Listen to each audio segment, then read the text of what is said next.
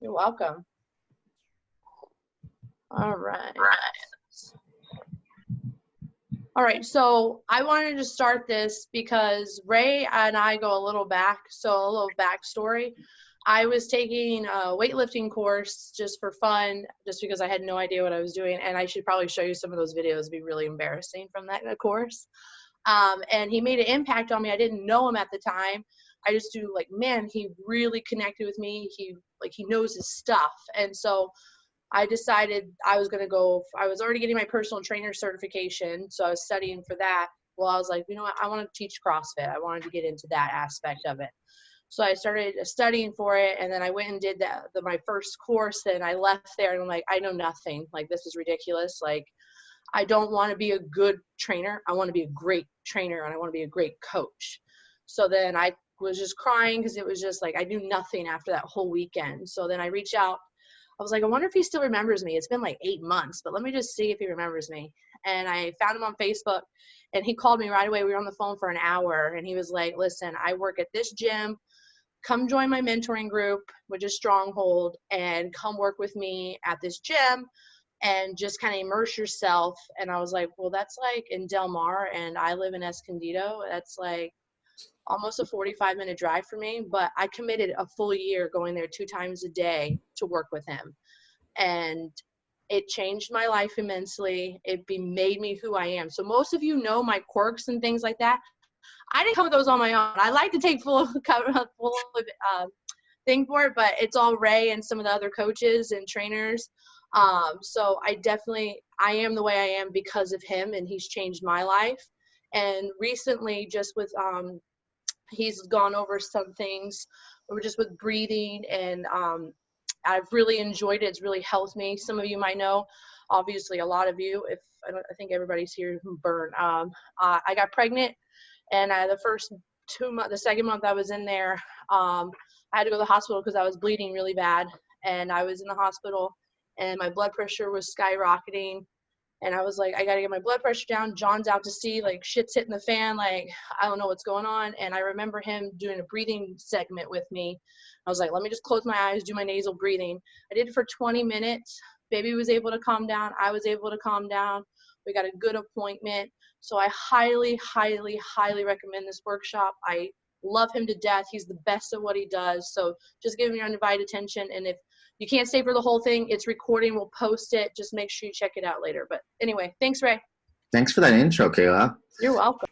Hey, so a little bit about me. I'm a San Diego native. I actually live in Washington now, though. But born and raised in San Diego, I actually grew up about 10 minutes away from Burn Poway.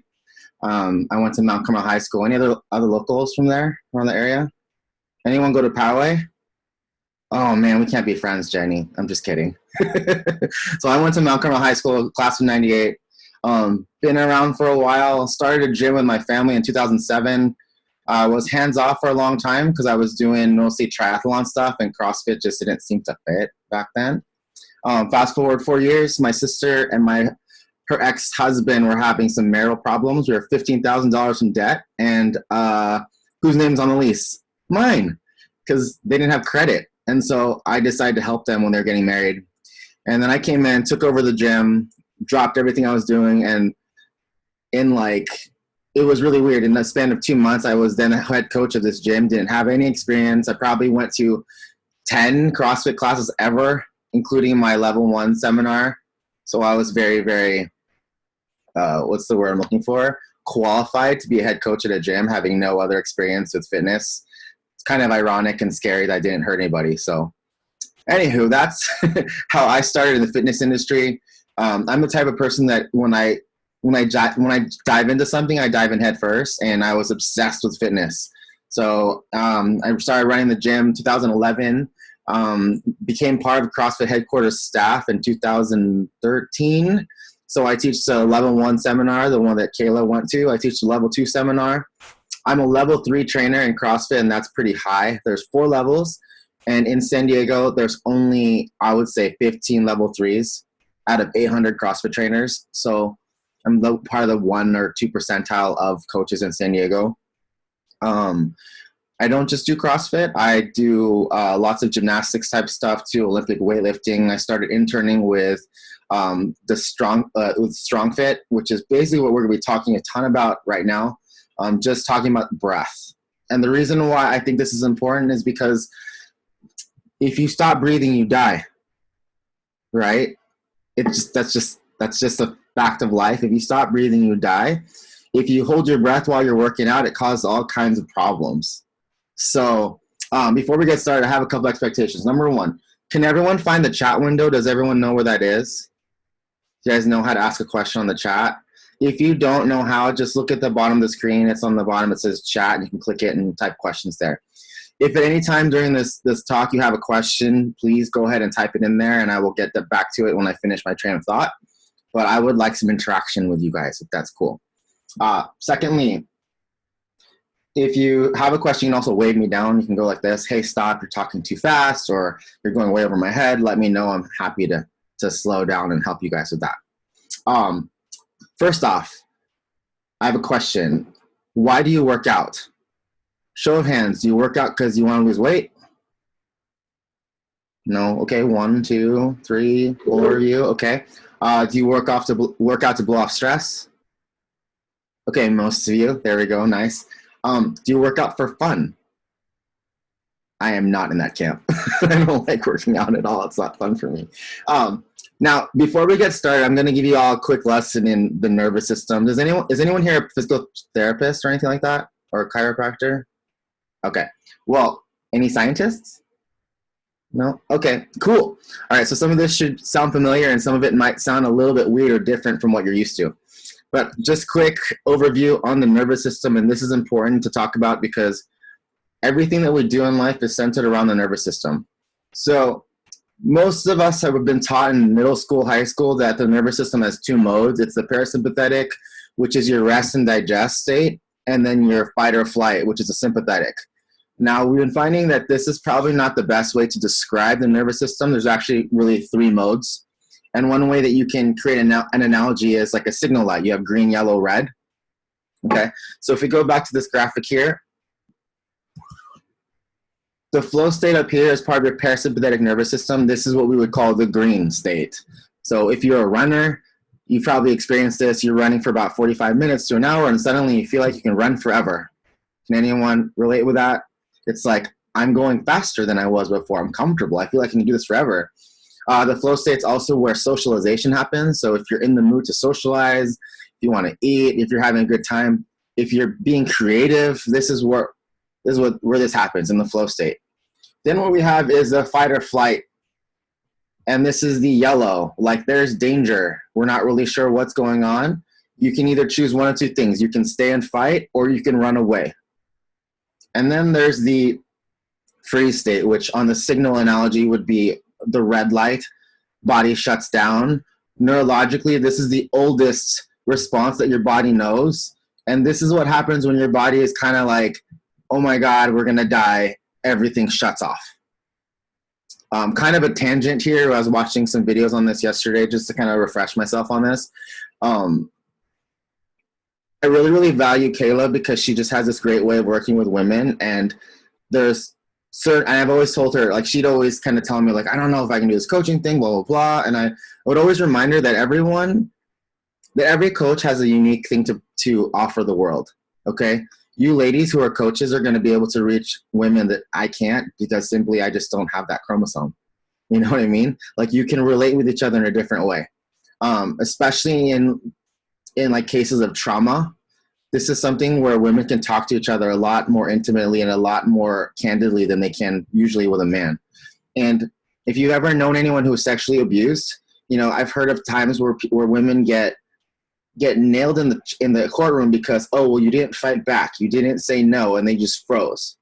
And women are like, well, you know, and it sucks for them because there's actually a physiological reason why women give in. It's that the body's like so scared that the body shuts down and you go into freeze. I've worked with a lot of women who were sexually abused, and they couldn't figure out why they couldn't fight back, why they couldn't keep yelling stop, and they just laid there and let it happen. And to judges, sometimes they look at, oh, that's consent. Well, no, it wasn't consent. It was literally your body was so freaked out that it shut down and you couldn't fight back. And that's that red zone that we're talking about here.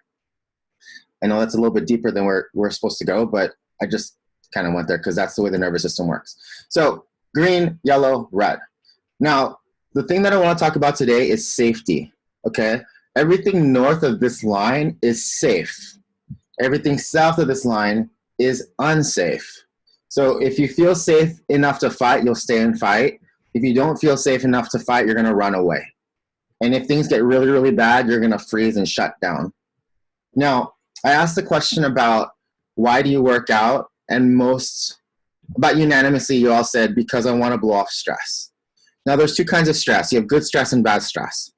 If you come into the gym, and most people come into the gym like this, you're in a bad situation, you don't feel good, you don't feel safe, you're kind of uncertain about things. Coronavirus, anybody? This is where most people are. Flight. Like, this is where words happen. You're freaking out. You don't know what to do. And here's the problem with this. And this happens a lot in CrossFit gyms and probably in boot camp too, is where people come in, they look at the workout and like, holy God, that's what I got to do? So now all you've done, instead of actually blowing off steam, you've just perpetuated and increased your level of stress. And if your goal is to lose weight, blow off stress, then that's counterproductive. Down here in the flight state is where cortisol happens. This is where water retention happens. This is where all the bad things that we're trying to blow off through working out happens. What we need to do instead is get people to a place of safety. They need to be up here so they can express what's going on and in a healthy way. So this is where breath comes in. My question for people is, are you in flight? And if yes, then you're not going to get the most out of your workouts because of the fact that you're stuck in that flight state and nothing good happens in that flight state. So let's talk about safety. There's a difference between doing and enduring. Would you guys agree with that? Like, some people just do it and just trying not to die versus doing it and actually enjoying it. And like, you're going through it and you're fighting. Raise your hand if you can relate to this. Sometimes in workouts, you feel like, oh my gosh, I can just keep going. I'm crushing this thing. Anyone ever get there? Now, can you relate to being in a workout? We're like, oh my God, is this over yet? It's so hot. Can I take my shirt off? Oh, this weight's too heavy. Can anyone relate with that? Okay, the difference between those two things is very important. When you're in that state where I can do this, I can crush this, that's the fight state. And I know for women in general or anyone with a feminine personality, sometimes the word fight is a bad word. They don't like that word because it brings up thoughts of violence and things and like negative things, but this is not a good thing nor a bad thing, okay? Basically, we want to get to a point where we're feeling safe and we are basically imposing our will on our situation versus being on the other side where you're playing the victim. So it's a difference between doing or enduring, fighting or running away. Do you want to be there or do you want to quit? Are you in the zone pushing hard, or are you wrestling with words in your head justifying why you should stop? Those are the two basic, the two different sides of the sympathetic nervous system is fight or flight. Do you want to be there or do you not? If you guys want to get better and actually benefit from your training, you need to be in the fight mode during your workouts. If you're in flight, then all you're doing is perpetuating bad stress. Now, the good news here is that there is a way to control which state you're in. So what do you do when you feel unsafe? What should you do when you feel unsafe? I'll give you a great example, okay? So I started studying the Strong Fit stuff and all the breathing stuff, and most of the people in my coaches group started to get really overwhelmed and uncomfortable because I was encouraging them to try things they weren't used to doing. There wasn't a whole lot of structure, and I remember this very distinctly. I remember exactly where I was. I was in Virginia, sitting in my car, catching up on email, and I got an email from Kayla. Hey, I really, really appreciate what you guys have done for me, but I'm leaving. And I'm like, oh my God, what? No. Of all people in this group, like, I was seriously distraught, and I had to go inside and deal with some stuff, but I'm like texting my assistant, I'm like, we need to talk to Kayla, like, because she's in a special place where she works with women and she has a great potential for impact. So I was like, hey, I'm gonna get together with you. We're gonna do an assessment in person. I want to show you why this works. And I remember I walked in the boot camp with her, and I sat down with her. I go, hey, show me your breathing exercises. And immediately I'm like, is that the way you do it all the time? She's like, yes. I'm like, are you panicking? She's like, yes. I'm like, okay, no. That's exact opposite of what I want you to do. So I took away all the stuff. I simplified the entire exercise for her. I said, I'm going to play 3 songs for you, and I'm just going to sit here quietly, and I want you to breathe. And then she did that, and then I kind of added in the other parts of the exercise just to kind of give her a taste of it. I said, okay, for 3 weeks is all I want you to do. And then I had her, hey, just for fun, jump up on that pull-up bar and do a couple swings for me. And she's like, she did a couple swings, and she drops down, and she goes, oh my God, it's got goosebumps. I'm like, why? She's like, I have lats. I'm like, yeah, I know you have lats. Now, a little bit of context on Kayla. She's had shoulder problems for years, and it's because she doesn't use her lats. And the point of the breathing exercises that we give you is to develop awareness of your body and a connection between your brain and your body. A lot of people get hurt in exercise because they've completely disconnected from here to here. And so their body's just moving around and flailing around in uncontrolled ways, and that's not healthy. So what I'm going to encourage you to do is to breathe, and possibly in ways that you're not used to, okay? Now, very interesting point here. I could be wrong. If I am, please let me know. But as I understand it, breathing is the only part of your autonomic nervous system that you can control. So you can't control your heart rate. You can't do that. You can't control how fast your blood goes through your veins, your blood pressure, all the things, right? But the one thing that you can override if you want to is your breath. And that's the one thing I tell people all the time. There's only one thing in life that you can control. When the world's falling apart around you, when things are not going your way, when life's not fair, there is one thing that you can control, and that's your breath. Now, here's the thing. When you slow down your breath, basically what happens is your lungs send a signal to your brain that, hey, it's okay. Things are okay. If you identify with anxiety is literally where there's so many inputs going on that you don't know what to do. You get overwhelmed and you start freaking out. And sometimes for no reason at all, for no legitimate reason. Like a lot of times anxiety is where you're just afraid of what's going on around you, and you start playing around with all the possibilities. And I mean, raise your hand if you can relate with that. Me right here, like I'm just an overanalyzer. I'm an engineer, so I think about all the possible things that could go wrong. And sometimes it's just unprofitable time and wasted energy.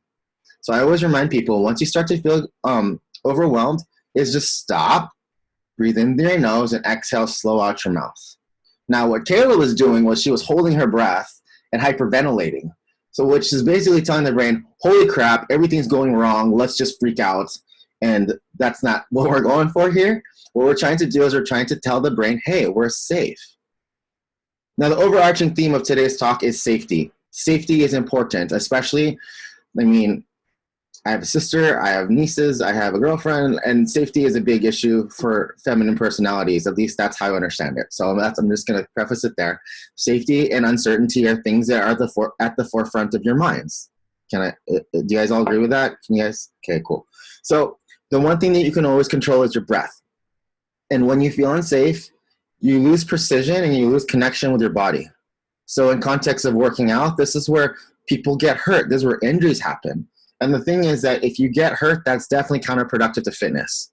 As a business owner, that's not cool. I mean, raise your hand if you heard CrossFit's dangerous. Anybody ever heard that? Okay. CrossFit, this is my unbiased opinion, CrossFit's not dangerous. It's bad coaching that's dangerous. It's egos that are dangerous. And I'm sad to admit that most CrossFit gyms in San Diego, I would not refer people to.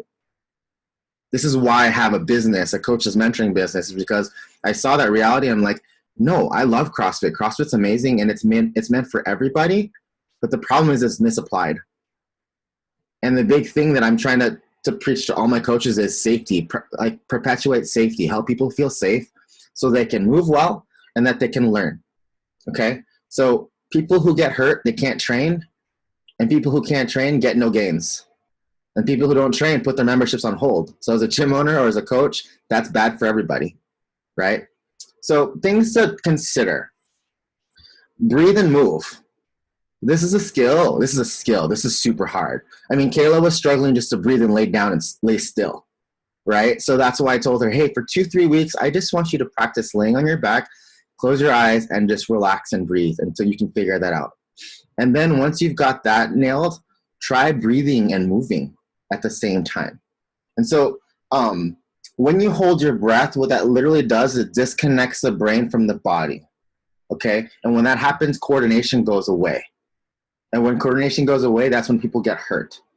And here's why. When your brain isn't getting any air, it's not sure it's gonna live. So it's kind of like coronavirus. Okay, so in the fitness industry, it's really scary because you're not sure if your members are gonna stay, right? As a non-essential business, like you're the first thing to get cut out of the budget. Okay, I have lots of gym owners I'm working with right now, they're dealing with that. Members are scared because the economic situation is really uncertain, so people are quitting their memberships. Same thing happens with your brain. If it doesn't get air, it's gonna say, holy crap, we're gonna die. So I'm cutting off budget to other things, to higher functions. So if the brain doesn't feel like it can breathe, it's gonna, what's the first thing it's gonna go? We're gonna throw away coordination. So connects from here to here gets severed because now the brain is just trying to preserve itself. I'm going to save all my resources for me, and then now that's why people aren't able to move well. Okay? So one thing to try is to let your breath dictate the speed of your movement. You've ever experienced losing your breath? Raise your hand. You should all be able to say, I've experienced losing my breath. Okay. So one of the things that I teach people to do is to breathe and move and let your breath dictate the speed of your movement. So let's say we're doing squats, for instance. I'm going to breathe once per squat, not the other way around. So my breath, my ability to control my breath is going to dictate how fast I go.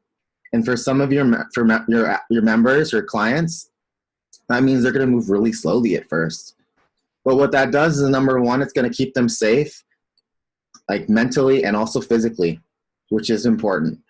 Okay, so your breath also is connected to your mobility.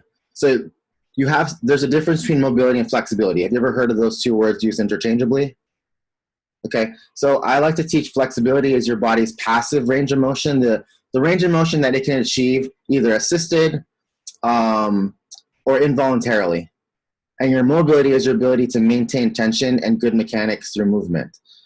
Okay, women in particular, especially pregnant women, when they have relaxant in their bodies, they can get really, really bendy. So even like Kayla's pretty flexy already, but now that she's pregnant, it's even more important that she maintain her tension. Now, one thing that I see a lot of in boot camps and CrossFit is that people will squat to a full range of motion till their pelvis tucks under, their back's all jacked up, and now they wonder why they have back pain. You know, like, I don't care that you did a squat. If you went all the way down, your back's all out of whack, that's not healthy. That's what I call pooping dog in class, y'all. Pooping dog squats. Yes, that's it. And so what I tell people to do is to limit the depth of their squat based on their inhale. So if they can inhale through their nose, however far they can go on their inhale is how far they're allowed to go in the movement. And once you go past your breath, basically what's happening is you're holding your breath. And when you hold your breath, your body disconnects from here to here. And this is when the pooping dog happens. Okay? This is my favorite cue to fix that pooping dog situation. And for some people, that's going to limit the depth of their squat. But for now, I'm okay with that. I would rather them go partial depth and not mess up their back and just slowly develop that capacity to get to full range of motion. But making sure that they stay safe. Because again, if they get hurt, they can't work out anymore. So that's one of the coolest things that I've learned just from the breathing part is if you inhale through your nose and you stop moving when your inhale stops, that's going to preserve your mobility and keep you moving in a safe range. So controlling your breath has several benefits. Number one, better mind-body control. If your brain is not afraid of getting oxygen and the things that it needs, it's going to allocate resources to things like coordination. Okay? Breathing also tells your brain that you're safe. And so that's when you're able to embrace good stress. So rather than being in the cortisol area, you're going to be up in the part where the benefits happen. And that's what we're working out for, right? We want the good stress. There's also where learning happens. So if we go back to the graphic over here, when people lose their breath, they end up in here. So when you're huffing and puffing and mouth breathing, you're down here. But if you can slow down and control your breath, if you inhale through the nose and you can exhale through your mouth and slow down your breath, what that does is it takes your nervous system towards this direction here. Okay? So when you start freaking out, this is where this happens. when you start to control your breath, it allows you to go here and ultimately up to here. And in this flow state, this is where the really, really, really good stuff happens, is where learning happens. This is where creativity happens. This is where socialization happens. During a workout, we want to have a nice balance. So this is where things kind of fall apart from the traditional explanation of the nervous system, is they tell you that it's very binary. You can only be in sympathetic or parasympathetic. But life doesn't work that way. We want to have a balance. So ultimately, this is where we really, really want to be, is that peak between parasympathetic and sympathetic, where there's this, your control over your environment, but also enjoying the process. So getting here is actually what happens when you get into your runner's high. You're right here in this spot here. So you have the intensity where you can run hard, but also be in a place where you're relaxed and calm. It's like the perfect marriage between chaos and, what am I looking for? Prosperity, I guess. Okay, so this is also what yoga teaches. This is what the Ujjayi breath teaches. It's a balance between chaos and prosperity and peace. And that's where the good stuff happens. So you can control that all through your breath. So going back to the graphic, when you finish, let's say you finish a workout here, where you're just surviving, you're just trying not to die. This is where cortisol happens. So if you have people who are working out, but they're still not losing weight, they're still fluffy, they're still not controlling their stress, it's because they finished here. We want people to finish here. This is important. So this is where the breath, controlling the breath helps that. Now, also, I have a question real quick. Yes, go ahead. So like when people, like a lot of times what I've noticed, and this is where I've worked everywhere, is like they feel like in order to have a great workout, they have to be crawling out. Would that be the fright stage? Like when Absolutely. Yeah, that's absolutely what it is. Like there's this prevailing thought that you have to completely obliterate yourself and murder yourself to get better, and that's not true at all. Like, I'll give you an example. We did this workout as an experiment. And most people, everybody is either more towards, like, everyone neurologically has a driver. Some people are naturally more anxious and some people are naturally more depressed. And again, those two words are neither good nor bad. Anxiety often has like a negative connotation to it, but anxiety can be a good thing. Anxiety can be something that causes you to change. Like everyone needs some level of anxiety to recognize that, holy crap, my situation's bad, I'm gonna do something about it. And then depression and happiness are actually the same word, just different sides of the spectrum. So depression is like less happiness and happiness is less depression. It's all on the same sliding scale. And people often look at, well, I'm not depressed. I'm like, well, yeah, you are. It's just to different degrees. So like semantically that can kind of stumble people, like, well, I'm not anxious. Look, well, yeah, you are, because you're always thinking, things are always working in your head. It's neither good nor bad. Now, understanding this is really important as a coach, because when you know whether, for example, my friend Sarah, she's definitely more on the depression scale, whereas I'm more on the anxiety scale. And what we figured out is by manipulating workouts and choosing what muscle groups we target in a workout, we can actually take people who are really depressed and help them find a little bit of relief.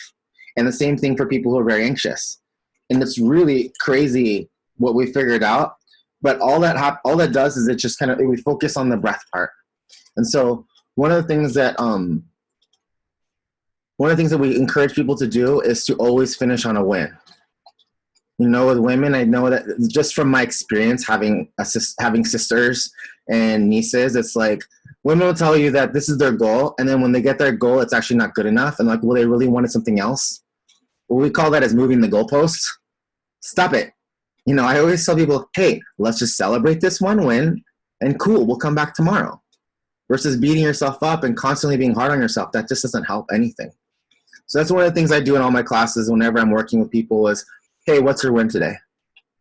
For some people, it was just showing up to boot camp. Fine. Okay, cool. You showed up. Awesome. Yeah, there you go. So for my classes, that's her win. I just showed up. Cool. Okay, now, Every time you come in, let's take it one step further. Let's say, okay, I did all my squats without pausing. Something like that. And letting you finish on that win. Honestly, your mental state at the end of a workout is more important than being obliterated on the ground. Okay, case in point. So the gym that I started with my sister was a Brazilian jiu-jitsu gym and a CrossFit gym. So one side was jiu-jitsu, one side was CrossFit. If you have two jiu-jitsu fighters, one they're both black belts. If you had one of them impersonate as a white belt and they fought each other, if the person wearing the black belt who wasn't in on the prank was fighting this white belt, if he still won the match, do you think in his head he still won the match if the other black belt was giving him a hard time? I mean, think about this. So I know some people are going, huh? Okay. So you have one person who's pretending to be a white belt, which is the lowest grade. Okay, you're a beginner. And then you're the black belt who comes in, oh, I'm going to crush this white belt. And the white belt gives you a run for your money. Now you're thinking, okay, I won the match, but dude, that white belt really gave me a fight. You know, so the outcome of the fight was the black belt won, but in his head it's like, holy moly, how did this white belt give me such a hard time? Or you turn it around. Let's say you have a blue belt, which is a second grade, and he's fighting a brown belt, which is a second to best grade.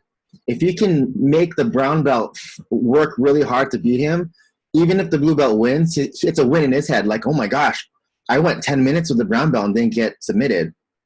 So even though he lost the fight, he still won in his head. So there's a lot of importance as to how you finish the workout. Okay. Now let's bring up the topic of soreness. Okay. Soreness is actually not a real thing. Apart from micro tears and actual causing small damage to the tissues, soreness is not actually a real thing. Soreness is your nervous system telling you, holy crap, that sucked really bad. Let's never do that again. And it'll make you feel really sluggish and stiff. And it's like, no, because I don't want to play. Have you ever experienced this? You walk into the gym and you're feeling super sore, and then after you finish working out, you felt really good? Anyone ever experienced that? Okay, see, that's evidence right there that soreness is not a real thing. Like, your body was fine. It's just that your nervous system from the day before was like, holy crap, that sucked. Let's not do that again. And then really what you're doing is by the end of the workout, you've convinced the body that, hey, everything's okay. It's safe. So that's the whole point, is like finish the workout feeling safe, and you're less likely to be sore, because being sore sucks. I hate being sore. Some people like to be sore because they feel like, oh, I did something. Not necessarily the case. Because for me, like if I'm sore every day, then I can't do stuff. I can't move. I can't do the basics of life. So how you finish the workout matters. Now, a couple things I wanted to talk about to kind of give you some practical things to walk away with, and then we can go to questions, is number one, Kayla actually kind of did some great foreshadowing there. Like, what about people who just want to get demolished all the time? What I'm going to tell you right now is stop punishing yourself. Okay? Big thing. Stop punishing yourself. All that's doing is perpetuating bad stress. Don't do it. Okay? Now, what to do instead is to breathe. And here's how. There's lots of ways to breathe, and there's lots of ways that you can manipulate your nervous system just through breath. The first one is nose to nose. So it's all nasal breathing. Just close your mouth and breathe. And this is going to be really foreign and scary to some of you at first, and that's okay. Just take your time and practice it every day. Like 2-3 minutes a day is fine, and then you'll develop some comfort with it. But what you're going to find is when you, especially if you can figure out how to slow your exhale, rather than panicking, doing the Kayla, like panicking, I coined that the Kayla. Doing the Kayla and freaking out, we're actually going to slow down. And when Kayla was done, how did you feel when you finished doing the breathing? Calm and actually warm. Like I didn't even have to like do a warm up. Yes. Like my muscles were already turned on, and then like I was just super calm. Like I could tell my heart rate, but when I was a breather, I was a chest breather. I didn't know how to inhale through my lower abdomen. And so when he was looking at me, I started getting red in the face because he was like, good God, look at your chest. It's raising so high. And I'm like, I don't know. I've always been like this. But I will say this. Once I do it every night. Now, I can't do it for 20 minutes. I can't do, like, I've got to work myself up to it. I do it at night, and I actually fall asleep faster after I do it. So I make sure everything's turned off. And I pretty much do it for I think I make it 3 minutes, and then I'm out. So it definitely works. Yeah, I mean, kind of going back to the chart over here, for a lot of people, being over here on the sympathetic side, this is where like stress happens. But when you breathe through your nose, what this does is it pulls you over towards the parasympathetic side, which is your rest and your socialization side.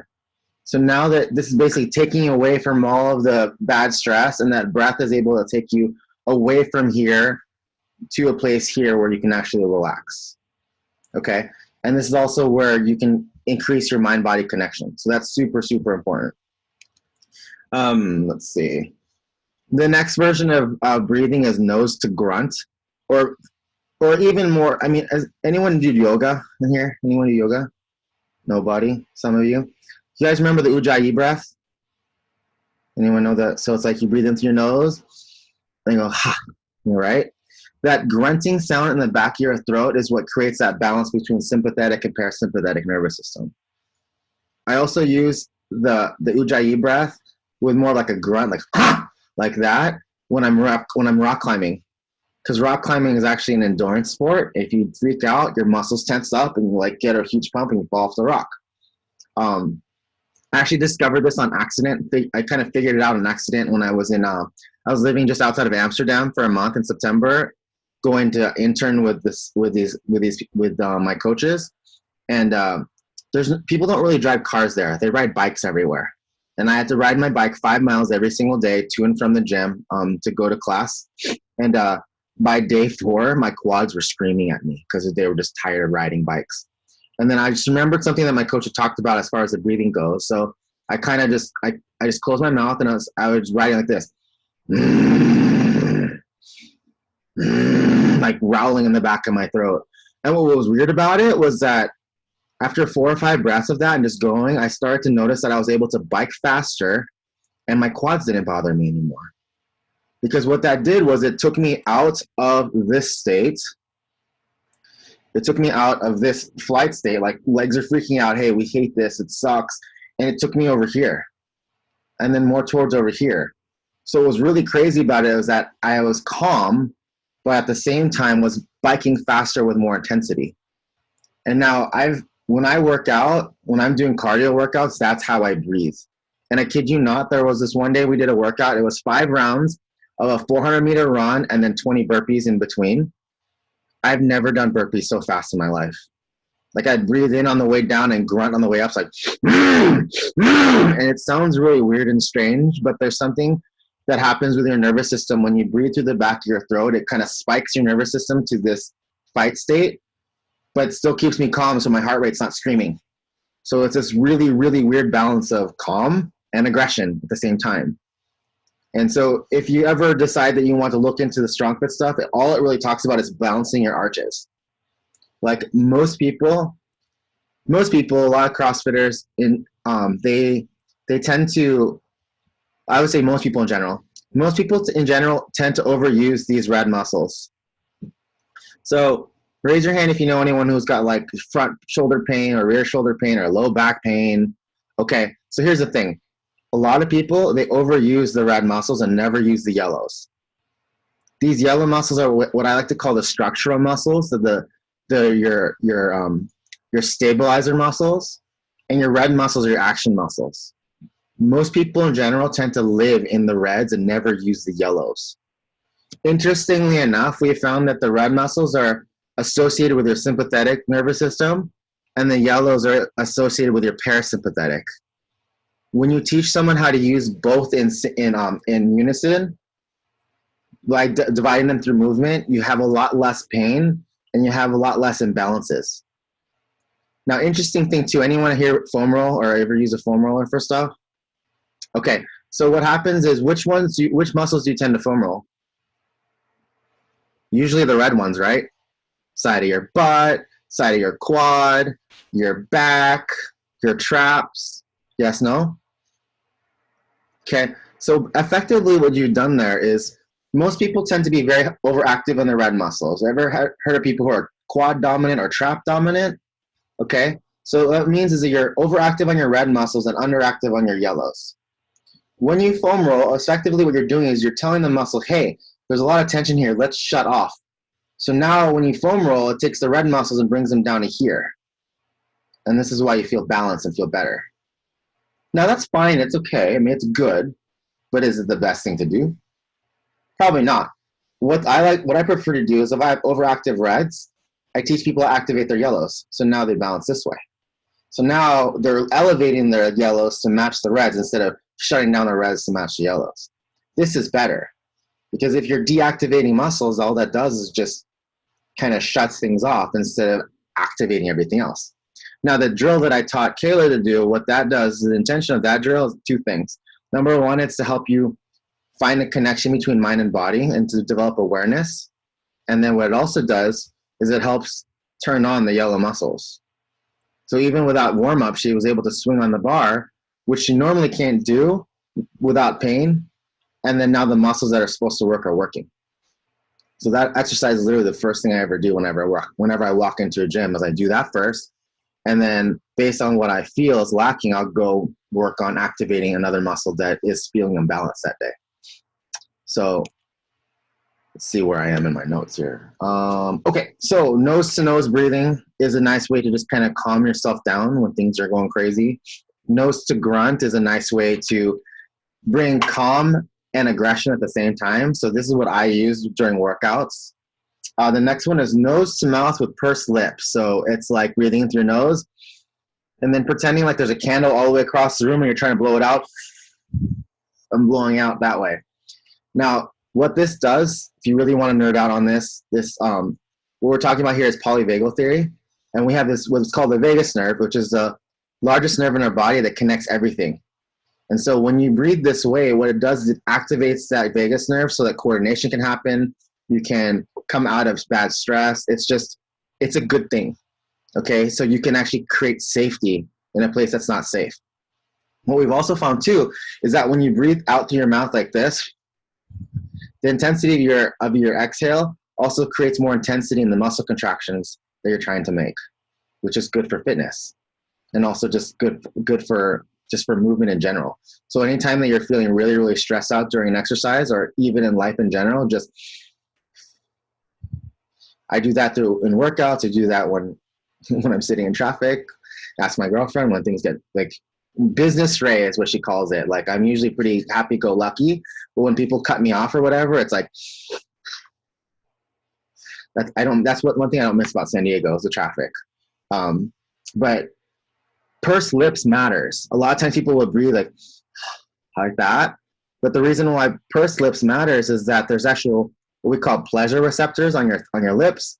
And when you are blowing air across them, it tells the body, hey, this is good. This is safe. We're all right. And that's usually what you'll see. And I can tell a lot about a person just by the way they exercise or move around. If they're mouth breathers or chest breathers, they're probably very high anxiety or stressed out a lot. And so this is where this type of breathing really, really comes into play to help people regain their calm. There's also the bodybuilder breath. Have you ever seen that where people in the gym, they go, you ever heard that before? So that's kind of a variation of the breathing out through pursed lips. But the problem with that is it still doesn't, it's not as effective in invoking the vagus nerve because you've taken out that part there. Like there's still going to be a lot of mental and physical stress. Whereas we want to be able to take our body to a higher stress with less stress at the same time, if that makes sense. So the purpose of the breathing is to be able to elevate the intensity of the training without causing too much of the bad stress below. And then finally, there's action breathing, which probably isn't the best thing to do in boot camp or cardio. But basically, if you ever heard like boxers or you've heard martial artists who are like, ha, ha, ha. Well, the reason why they do that is because that spikes the nervous system to create aggression, but still maintain coordination. If you mouth breathe, what ends up happening is, again, your coordination goes away. You ever seen someone in a fight where they don't know what they're doing? They're just wailing around, like spinning their arms and don't know what they're doing, and they look like a freak? It's because they're breathing through their mouth and they've lost coordination, and that's not good. But if you watch a trained fighter, as soon as they start breathing through their mouth, you know that they've lost a fight because now they've lost all coordination. Like you need to have aggression with coordination. The problem is that you're 100% aggression, then you've lost coordination. So I'm kind of going off on a deep end. I feel like I'm losing people. Am I losing people? Okay, cool. All right. Now, what did I not mention? What type of breathing did I not mention? Mouth breathing, mouth chest breathing. So there's this book that I've read years ago. It was called The Oxygen Advantage. And one of the things that they say is the nose is for breathing, the mouth is for eating. And I have some friends who posted a meme the other day. It's like you should breathe through your mouth the same amount of time as you eat through your nose. Here's what happens. When you breathe through your mouth, you spike your sympathetic nervous system where things just start to freak out. It's a great way to freak out, is to just breathe in and out your mouth. So don't do that. I don't recommend that. We want to, as much as possible, and again, this is a skill. This is something you have to develop, and I encourage people to do this while sitting down at the couch, while standing in line at Walmart or Target. By the way, Target, the one next to your gym, is the Target I grew up going to because it was the nicest Target in San Diego before the 4S one opened. But anywho, you could stand in line and just breathe. And try to breathe down here, not up here into your chest. Okay, as soon as you breathe through your chest, everything goes to crap. But breathing down here into your belly is a great way to regain your calm. Okay, so final thoughts here. And then we'll go to questions. The whole name of the game, ladies, is to create safety, even safety in your training. And as coaches, I know that it's really hard to get people to work out because they just feel uncomfortable and unsafe and they don't like it. Now, if you can create a safe environment for people to come work out in, they're more likely to come back, they're more likely to get results. And the best way that I've found to do this is to teach people how to breathe. I mean, I've seen a lot of great results with Kayla, with lots of other people that I've worked with, my girlfriend. It's like, it's the thing that we do now to kind of regain our calm. I actually just taught my girlfriend's son just this morning because he tends to get overwhelmed sometimes. I'm like, hey, the one thing that you can control in your life all the time is your breath, always. And what the key is creating safety. So safety in life, safety in the gym, safety is important because that's when good stuff happens. If you're not breathing, your body's gonna feel unsafe, and that's where all the bad stress comes in. So a couple things that I would encourage you to do. Try the nasal breathing. Sit at your couch and just close your mouth and breathe in and out your nose, and try to make your exhale as slow as possible. If you start to freak out, you're doing something incorrectly, just shake it off. You're still a good person. Try it again. Maybe practice it 2 minutes a day and see where you go from there. Any questions? Go ahead, Kristen. Let me unmute your microphone. See. I got it. Thank you. Okay, so let me just get this straight. You're saying that we need to breathe through our nose through the whole workout? Ideally, yes.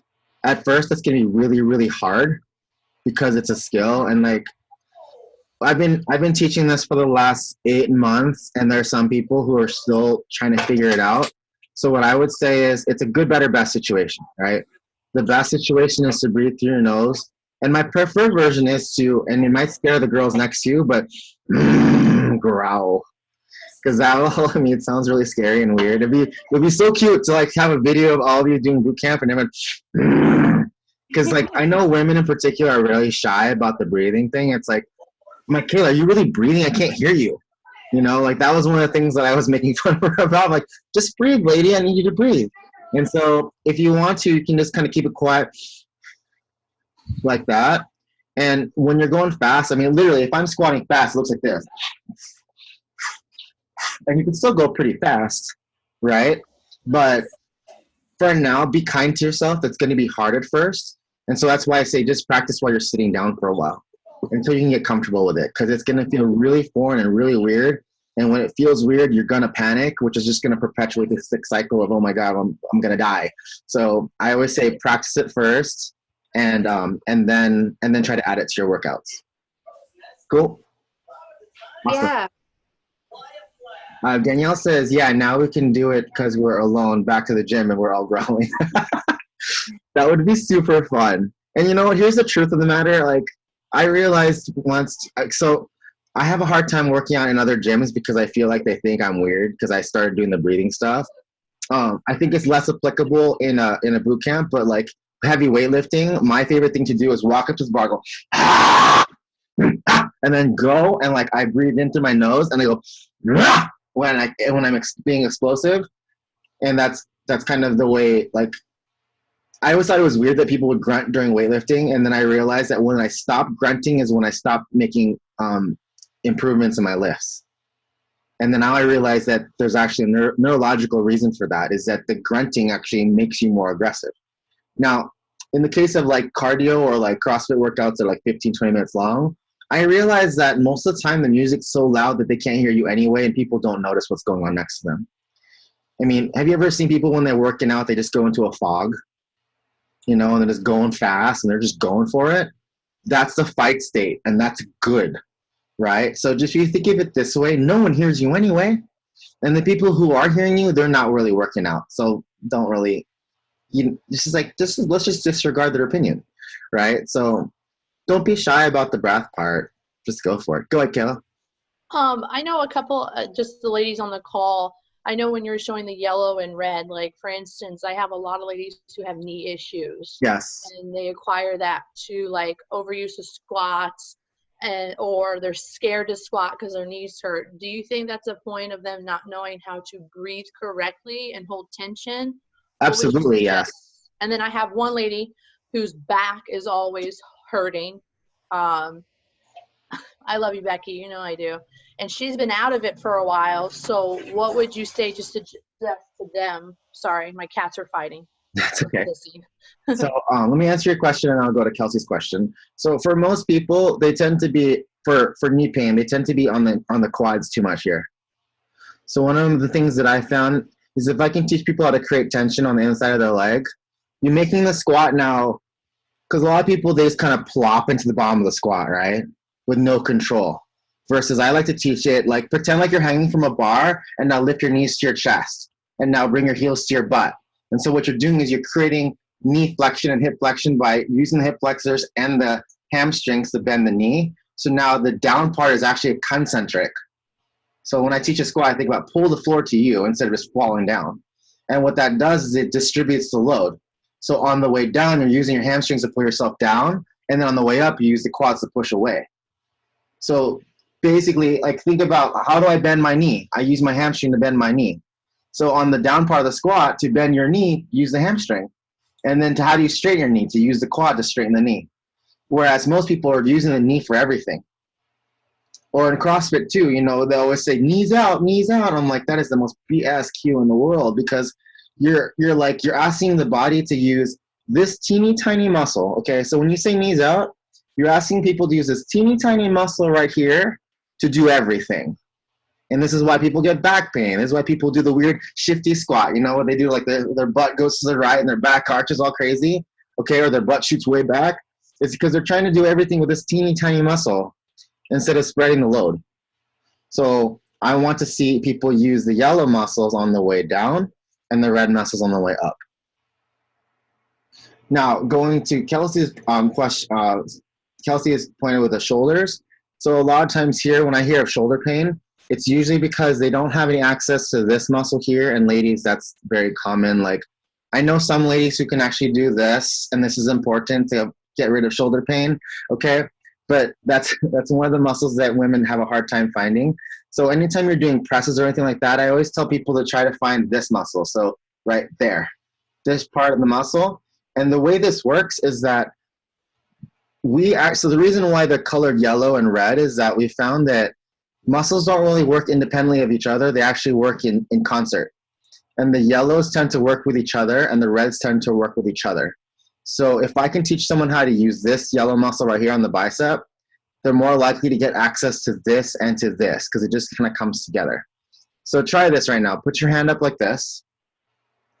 And now try to flex this bicep. Maybe bend your elbow a little bit to find it. But what else do you feel turned on when you do that? Point. Yeah, right here, your teres major. And to some degree, you should feel, if you bring your elbow in this way, you might feel a little bit of this too. Okay? So this is what we want to, this is usually what happens when people have shoulder pain, is because they have an insufficiency of this, this, and this. Oh, sorry, this, and this. There's insufficiency there. Also, possibility too is I know with my girlfriend, she has this shoulder pain all the time, is if she can turn on this red muscle here and this yellow muscle here, that helps kind of disperse the load, so not everything is happening here and here. So a lot of times that's like the first thing I look for. If people have shoulder pain, I look to see if they actually have lats. Because your lat, if you guys don't know, your lat dorsi is actually the biggest muscle in your body apart from your glute max. And many people don't have access to that. Now, completely not connected to this talk at all, another thing that we figured out with the StrongFit folks is that there are correlations between muscle insufficiencies or muscle deficiencies and emotional things. So, for example, lats tend to be associated with confidence. So if you have problems with your right lat, that's usually not all the time, okay, but there's just some weird patterns that we figured out. People who have deficiencies in the right lat have low self-confidence in the way they portray themselves to the world, and left lat problems are often associated with people having low confidence in themselves. Okay, and it's super strange. I've had conversations with people, like this one lady asked me, hey, my left hip's been bothering me really bad lately and I don't know why. And I go, hey, can I ask you a weird question? They say yes. And I go, would you consider yourself an empathetic person? And most of the time I'll get an answer, yes. Like, what? And I go, okay, is there someone in your life right now that's going through some real bad crap and you don't know how to help them and it really keeps you up at night and bothers you? And they're like, how do you know that? It's because sometimes we call this emotional mapping. A lot of times, like there's this book that I've been telling everyone to read. It's called The Body Keeps the Score. And whether you like, or whether you want to believe it or not, your body holds on to traumas. It holds on to your emotional issues. You know, like people come to me with low back pain on the right side. I go, who are you pissed at? They're like, what? I'm like, who are you mad at? Like, is there someone you're mad at? Like, and you've not told them and you're like really like pushing it down. And they're like, how do you know that? I go, because your right glute's not working. Your low back is doing all the work. Like, what the crap? How do you know that? And so it's really interesting, the stuff that we're figuring out, like, and this all connects to nervous system, you know, and if you're having problems connecting us to a certain muscle, I always tell people, if you don't have the breathing down and you don't know how to do the breathing part, God help you to find that muscle, because it's asleep, it's frozen, it doesn't want to play. And so we totally went on a rabbit trail there. It's not even connected to what we're talking. It is kind of connected to what we're talking about. But there's just certain things that we figured out. And, you know, I've done a lot of online assessments with people and just kind of helping them find their stuff. Like there's one girl in particular I worked with last month, and like she is having lots of back pain and lots of back issues. And so the first thing I did was I helped her with the breathing stuff, and that helped her a ton. And as she was kind of digging into the breathing stuff, she started to realize that she had a lot of emotional baggage that she hadn't dealt with. And I mean, I didn't tell this to her, but I was kind of my suspicion, because she had low back pain on both sides and those are the things. And she ended up opening up to me that she'd been abused several times in her life. And then a lot of that was just being oxidated in her body. And so the point I'm trying to make here is that the breath thing is going to help you become more in tune with your body and what's going on with it and where the deficiencies are. But what we've also found is that when we help people breathe, it helps them deal with their emotions. And also sometimes it uncovers some things that you might not have dealt with and you just kind of push down. And the point is not to reveal them to make you relive them, but the point is to help you to address them so you can move forward from them. You know, like case in point, there was a girl at a seminar I was teaching, and I was watching her do the breathing exercises, and I could tell right away that she was holding her breath. And then we took her out, and so immediately I'm like, she's an anxious person. Then we took her outside to do some exercises, and she was doing the thing, and she wasn't doing it right. And I finally was able to help her to connect to the muscles that she needed to use and to correct the movement. And she burst out crying. And like an hour later, I come back. I'm like, hey, are you okay? She's like, yeah, I kind of struggle with anxiety and and I have this going on. I'm like, yeah, I kind of tell, you know. And so all this to say is, like, I helped her to get the breathing down, and she's gotten better. And it sounds kind of scary when I bring that up, but like, we've been able to help a lot of people just with the breath stuff. You know, like anytime things get overwhelming, you don't really know what to do, just close your mouth and breathe. Is what I tell people to do. And just, that's the one thing that you can control when the whole world's falling apart around you. So, anywho, we've talked for over an hour. Yeah, sorry guys, we went a little over, but if you guys have any more questions, anything like that, please let us know. Ray and I are in connect. Go follow him on his social media. If you have a question, he'll follow up with you from there. But thank you so much for coming. It means a lot to me. And then if you guys need help or want to practice breathing, you can schedule a focus meeting with me and we can do it together one-on-one. Oh, Kelsey says, thank you for your time, Ray. Oh yeah, I want to answer a question too about the joint hyperextend. So my joints hyperextend with that impact. It could definitely, like what I would say is to try to strengthen the muscles that are on the opposite side. So like if this is going like crazy this way and it's too far, then I would say try to strengthen this bicep to keep the tension that way so you're not overextending there. So that's, yeah. Cool. Like Kayla said, if you guys have any questions or anything else, Kayla, you can give out my phone number if you want to. Like you can text me, I answer back. If you follow me on Instagram and want to send me a message, I answer back. So if you want to, Kayla, just send everyone my Instagram and phone number. Okay. So if you have any questions, we can talk about that offline. Thank you everyone for coming. This was really fun. I'm going to take this recording. I'm going to upload it to my YouTube and make it a private video that can only be found if you have the link. And then Kayla will send that to you so you can rewatch it or share it with somebody. And yeah, that's pretty much it. Thanks for your time, everyone. Yes, thank you. Bye, everybody. Thank you. Bye.